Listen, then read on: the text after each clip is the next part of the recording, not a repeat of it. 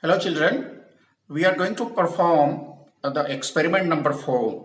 The name of the experiment is how to determine the resistance of a galvanometer and how to find out its figure of merit. So as far the theory is concerned, we have already covered what is a galvanometer and how it works. So straight away let us go how to do the how do we complete the circuit diagram for this particular experiment. So here is the circuit for this experiment. This is the battery eliminator E, and this battery eliminator is connected to a high resistance box. We will be calling it R, and this will be connected to key K1. And this is the galvanometer whose resistance and the figure of merit we are going to measure. So you have to make a circuit diagram exactly like this.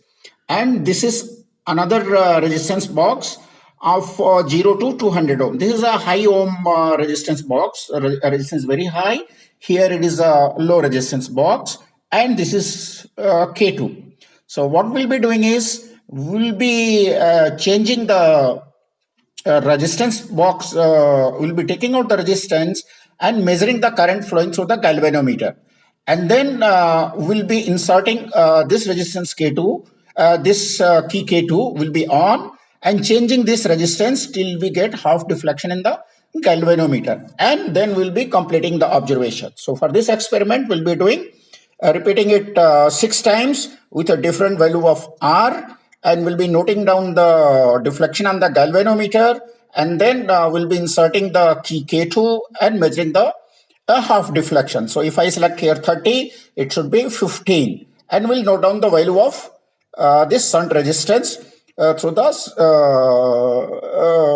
resistance box, and then we can calculate unknown resistance of the galvanometer G and the figure of merit K. So straightway let us go to the start the experiment. So this is the battery eliminator which you already familiar. So this is switch on, battery eliminator is on, and this positive of this is connected to the galvanometer, same galvanometer which we use for meter bridge experiment, and also finding the internal resistance of a battery. So this is connected. The only difference is here I'm not using the what you call resistance box. In place of a resistance box, I am using a variable rheostat. So you will also understand how the rheostat is working. So this is in place of 0 to 200 ohm resistance box, and changing the resistance to the resistance box, I will be changing the resistance to the sliding this contact. So this will work as a rheostat, a variable resistance. And this is key K2 and this is key K1. So this is what the circuit diagram is, and this is the resistance box, high resistance box. And this is the rheostat, or this works as a variable shunt resistance as which was shown in your circuit. So now let us start the experiment. So to start the experiment, first you have to ensure that all the recheck the connections as per the circuit diagram. So you see this battery eliminator positive is connected to the galvanometer, and the one end of the galvanometer is connected to the shunt box, and other terminal is connected to K2, and the galvanometer negative is connected to the high resistance box. So this is a high resistance box. So let us the first step is make sure that all the connections are tight, all the wires are clean with the sandpaper, and then put the battery eliminator on and measure what is the E, that is the EMF of the voltage. So we can use the multimeter. So if you see how to use the multimeter, this is a digital multimeter. So you can measure voltage, you can measure resistance, you can measure current through this. So for measuring the voltage, you can rotate this knob. DC voltage we are going to measure. So change this knob and select the range. So since this we will be using 0 to 4 volts, so make the knob to 20 volt, and now find out the voltage. So for measuring the voltage, use these two connections and measure the voltage. So you see this, the voltage is reading 3.30. So note down the voltage E is 3.30. So make the observation. Voltage E is 3.30 volt. right? Now the next experiment is find out the deflection theta in the galvanometer.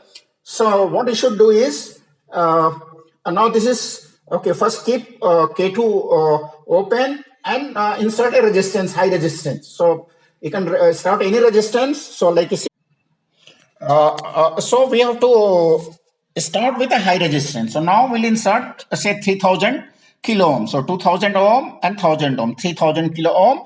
And now insert K2 and see the deflection. You see the deflection is more than 30. So we'll remove one more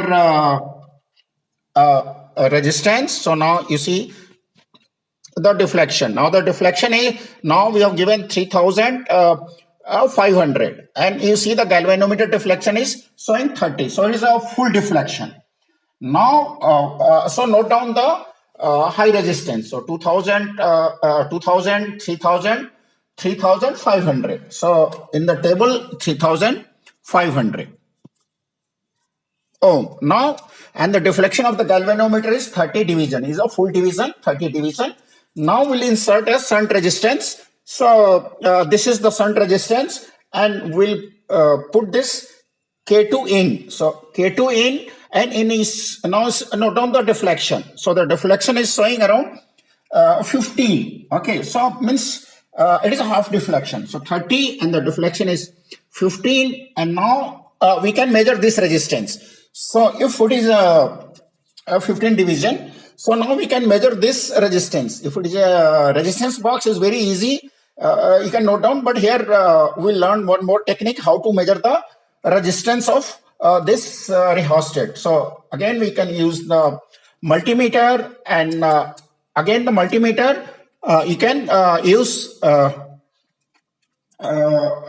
scale of resistance. See here, ohm is written there. So you know that this resistance is approximately 0 to 200 ohms. So select a range of 200. And now you can measure the resistance also from this. So this keep the one end here and the other end here, the sliding end. So you now note down the resistance. It's showing 47, 48, 49, 50. Okay, yeah, around you can say that it is 49. So note down in the table. Okay, 49, approximately 49. So this becomes 49 ohm. Okay, so 49.0. Now you go for a higher resistance. So we can insert. Next is, now we are done with 30. So we can take out one more resistance. So now we'll give 5000 ohm. Okay, so let us try with put this back and put this back and let us try with 5k ohm. Now the resistance is 5000 ohm. Now we'll see the deflection. So put the K1 key in and note out the deflection. Now you see the deflection is showing, it should be even number, 21, 22. So 22 division, note down here a deflection, 22 division, and the resistance is 5000. Okay, now let us see the half deflection. So we'll keep the K2 in and see how much is the deflection. You can see the deflection is around 11. Okay, so this has not changed. So again, you can measure the resistance. Okay, so what we can do is again use the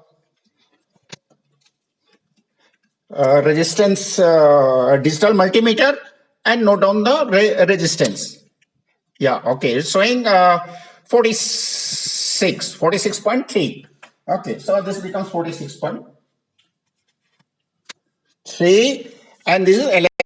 Okay, so the unknown resistance, I mean the shunt resistance is 46.3 and half deflection of the galvanometer which you saw is 11. So similarly, we can repeat the same procedure for a lower value of theta. So we keep changing the value of a high resistance. So we can make 5500, 6000 and take additional 4 readings. So once you have got value of theta and theta 2 and the E is available here, you can complete this table. So you can calculate the unknown resistance G by applying the formula R S divided by R minus S. So this becomes R and this becomes S, and you can calculate G, that is unknown resistance of the galvanometer.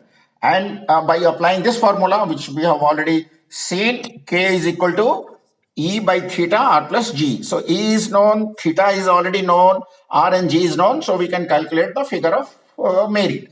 And you can take the average. You can calculate the mean resistance and mean figure of merit. So this is what the experiment is.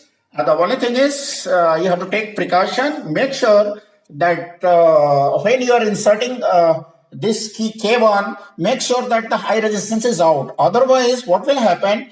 This galvanometer, because if this resistance is 0 and key is on, you are likely to damage this galvanometer. So make sure that before you insert K1, at least 2K or 3 kilo ohm resistance is inserted. So this is very, very important. And this is the end of experiment number 4.